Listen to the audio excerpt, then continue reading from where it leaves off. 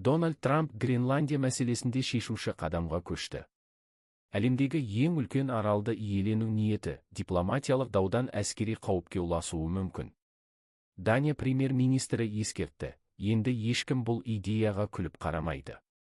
Парижде Украина бойынша өткен кездесуде Еуропа көшбасшылары ақш-ты бейбітшілік жоспарында ұстап қалуға тырысты. Бірақ залда Гренландия пішінді алып мәселе пайда болды. Германия, Франция және Ұлыбритания Гренландия тағдырын тек Дания ғана шешетінін айтып, бірлескен мәлімдеме жасады. Ақ үйдің жауабы көп күттірмеді. Вашингтон Гренландияны сатып алу немесе біржақты бақылау орнату нұсқаларын қарастыруда. Ең сорақысы, Ақ үй әскери күш қолдану әрқашан президенттің құзырындағы нұсқа екенін ашық мәлімдеді.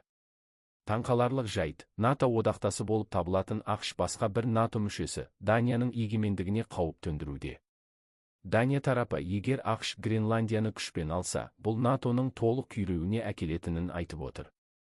Солтүстік полюсте жаңа соғыс басталуы мүмкін бе? НАТО тарап кете ме? Өз пікіріңізді жазыңыз.